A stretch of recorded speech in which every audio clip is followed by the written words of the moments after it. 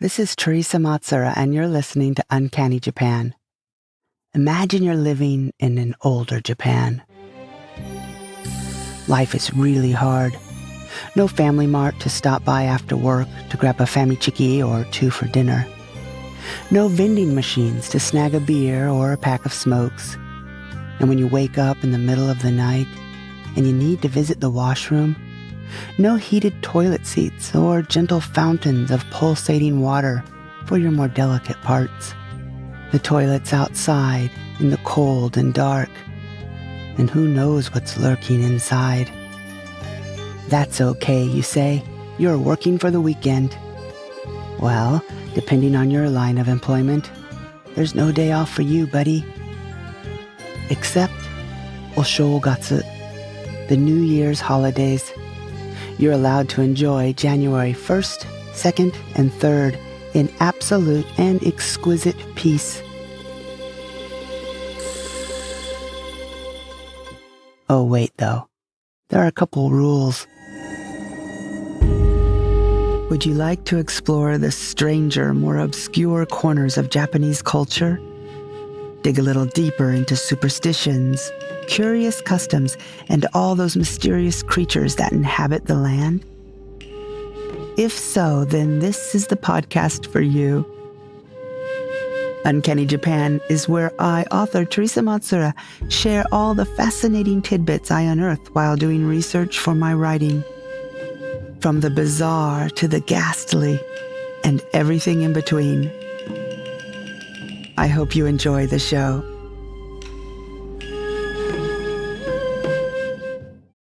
Hey, here it is, the end of 2022, 2023 lurking just around the corner. Are you excited, nervous, scared, completely numb to any new and unique hell that might befall us? Yeah, me too. Well, actually that, but I'm also a little excited as well. I've got a plan in the works, a personal life goal, if you will, that I'll announce on the first show next year. Once it's officially 2023. It's a little bit of a huge goal, but it should amount to a lot of fun, adventure, interesting new content for the podcast, and even more for patrons. If you follow me on social media, you probably already know what I'm talking about. If not, otanoshimi ni. Okay, where were we? Oh yeah, you're a farmer working dawn to dusk in your sweet potato fields. Or you're weaving tabi sandals, or you're lacquering umbrellas. Maybe you're weaving baskets. Whatever you're doing a lot of it for many hours a day. But you're trying to enjoy life, only you have no idea when the next bout of cholera or measles or smallpox is going to sweep through town and wipe out half your friends and family. I'm not saying you're ignorant, but science then wasn't what it is now. Things like infectious diseases, earthquakes, and weather in general wasn't quite figured out yet. So let's just say this ancient you, were a lot closer to the gods. Your entire village or city, in fact, paid very careful attention to the natural world and acted in ways to continue to be favored by certain deities to ensure the safety, health, and long life of your family. Speaking of gods, have you ever heard of the Toshigami or Otoshigami or Otoshi, who also goes by Nigi Hayahi no Mikoto? You might be able to guess from that last version of the name that this god is a Shinto kami. There are some familial intricacies here, but just know that this great age god, or great year god, will be present at the new year. There is also the belief that the Toshigami is merely our enshrined ancestors' spirits, visiting again to check up on us and offer some luck and protection, but only if we obey the 6 rules of the new year. 6 big no-nos for the first 3 days at the very least. Just imagine that your house is about to be visited by a very important god. So with that in mind, here we go. For the first 3 days of the new year, number one, don't clean. And I'm not kidding, don't clean anything. This Toshigami seems to be a little skittish. Remember, they'll be packing some good luck. So if they show up at your house and you're on your hands and knees scrubbing the tile in the bathroom or slaving over all the dishes your family dirtied in the last 10 minutes, or even if you grab that rag to wipe down the table before eating, you'll shoo the otoshi away. So why risk it? Especially, using water isn't good. Washing dishes, doing laundry, or cleaning the toilet is in effect symbolically washing your luck down the drain. Speaking of toilet, remember there were no flush toilets back then, so thank God, or the gods, that you didn't have to prohibit your entire family from going to the privy for 3 days. There's also an old saying that goes, "Gantan ni o futon wo hoshite wa ikenai." Don't hang your futon out on New Year's Day. So even that's not allowed. The way it was explained to me by my mother-in-law is whatever you're doing that first day of the year, well, that's what you're going to be doing the entire rest of the year. So if you're waiting on your family hand and foot or busting your butt to make the perfect dinner, that'll be your every day for an entire year. If, however, you're completely relaxing, content, and peaceful, enjoying your family, maybe even having a little sip of otoso, which is spiced sake that you get to drink at New Year's, and you're ready to welcome that Toshigami with open arms, then that will be your coming year. My mother-in-law also told me that women especially enjoyed Oshogatsu because they could actually finally rest for a few days and not be made to feel bad about it. Number 2, don't use knives or sharp blades for anything. There are different reasons this might have been a thing. Here are a couple. First, there was a saying, another one, that went something like, "Mika ni hamono nado tsukawa nakereba, kono ichinen o buji ni kenkou de sugoseru." If you don't use any sharp instruments for the first 3 days of the new year, then you will enjoy an entire year with no accidents and in good health. Worth it. Remember that you've been plugging away, cleaning and cooking before the 1st of January. Remember Soji, the big cleaning, and Osechi, New Year's cuisine? You've already got your ozoni, New Year's mochi soup ingredients cut and ready to toss into some dashi broth. And of course, your osechi ryori is not only cooked, but artfully placed in your fancy lacquered jubako, obento-like boxes for New Year's. So tomorrow, on the 1st, all you have to do is take the jubako, open the lid, and everyone can eat. A personal story, my mother-in-law used to keep the osechi jubako in the coldest room in the house, which just happened to be the next room over because all the rooms were cold except the one we were in. Then, whenever anyone was hungry after the initial breakfast of osechi, someone was designated to fight the cold and go grab the jubako. By day 3, everything is picked over, and you pretty much just wait for someone to slap some mochi cakes on the fire so you can eat them with sprinkled sweet kinako soybean powder or in azuki bean soup, or any way you want, because nobody wants to eat that last bite of vinegared daikon radish and carrot, or tiny candied sardines, even my Japanese family. Back to not using bladed objects. Another tradition says don't even cut your nails. Again, that's a sharp thing, and it will lead to, or in the very least symbolize, cutting ties with your family, which isn't good. Or hey, depending on your family, maybe you want to cut your nails on January 1st, and 2nd, and 3rd. Number 3, on New Year's, don't use any kind of fire or flame. Aku. This is something I've always wanted to talk about. When boiling something in Japan, a substance called aku is released. I mean, it's not just Japan, it's released everywhere, but you'll find it mentioned quite a bit in Japanese recipes or cooking shows.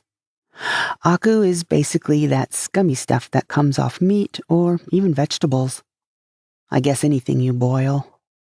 And aku tastes bad, so you'll be asked to skim it off if you're following a recipe. Aku with different characters means bad or evil. So follow me here. Aku coming out of some boiled food is reminiscent of bad or evil coming out of something. And that's something you don't want on New Year's. You don't want bad or evil coming out of anything. It's very inauspicious. And you don't want to use your stove either. There's a god of fire called Koujin. This Koujin protects your house and your family and does that every day of the year, relentlessly. So, for a couple of days in the year, let's let old Koujin rest. If you don't, if you're busy cooking and stoking the fire, the god could get angry with you. And who knows what will happen. It's a good idea not to upset a fire god. Just saying. The consensus seems to be to let Koujin rest for 3 days, the 1st, 2nd, and 3rd. You can fire up the stove on the 4th day of the year. Number 4. Don't eat any animals with 4 feet. No pork, beef, horse, what have you. Seems like there are a lot of different ideas about where this one came from. But it seems quite a bit back in the day, meat was avoided even in osechi ryori, the New Year's food. Also, possibly as Buddhism's influence, don't eat meat. And I guess Emperor Tenmu issued a ban on eating meat by monks, and somehow that spread to everyone else, at least during the first few days of the new year. I'm not sure. But I can tell you, if I'm not allowed to use fire to heat my food, and I don't have good refrigeration, then I'd rather eat some sweetened chestnuts than a piece of meat that's been sitting in the next room for 3 days. So it could be this belief was started as a way to keep people from getting sick. Number 5. No fighting. The beginning of the year is a happy, hopeful, and relaxing time. It's a fresh start. It's also when the god, again, Toshigami, or gods, those ancestors, are checking you out and deciding your fortune for the coming year. Best to be smiling and even-tempered. Be a good host. Show the gods that you're worthy of abundant health and fortune. Number 6. Don't use money. There is an exception here, but basically, if you're spending a bunch of money those first few days of the year, then that's the direction you're headed for every day after. Spending too much money and you won't be able to save anything for future years. Bad habits and all that. However, the gods will make an exception. If you're making an offering to them, that is. Specifically, any donations to shrines or temples, they're a pass. So knock yourself out. So there you go. The 6 prohibited activities for the first 3 days of the new year. But there is some good news. Most people nowadays not only don't practice these, they probably couldn't name all 6. I think the one that I did know about was the first one, no cleaning, and, well, no cooking. Although my mother-in-law did fire up the gas range to make the ozoni soup, so even she didn't obey all these. So you're safe too. It was funny to read the comments to these old-timey oshogatsu rules. Someone said that they had an IH stove, so that wasn't actually using fire, so they were safe on that one. Another said that they would use denchi money, electric money, various accounts connected to your phone. I have no idea what you call that in English. So since there's no real money that was changing hands, they weren't breaking any rules there either. Anyway, these are difficult to obey, as you can imagine. The not cleaning and not using knives I can see. No fighting doable. Even not using money. Especially as the New Year's soup, ozoni, is quite popular all over Japan. And even if you cut up all the vegetables and mochi beforehand, you still need to heat up the pot. Not eating 4-legged animals can be pulled off except for yakibuta or ham, which has kind of become a New Year's osechi staple, I've noticed. So what I'm trying to say is, as much as possible, If you can, no stress if you can't, just spend those early January days relaxing and taking care of you. Be a little aware, though, because at some point that Toshigami will sneak up and pay you a visit. And when it does, you'll want to show what an affable, awesome person you are, absolutely deserving of the copious amounts of good luck, heaps of health, and oodles of wealth they will no doubt bestow upon you. Okay, that's it for today. Thank you to every single listener out there, every single patron and supporter of the show. Richard and I are going to Joya no Kane, the midnight ringing of the temple bell, on New Year's Eve.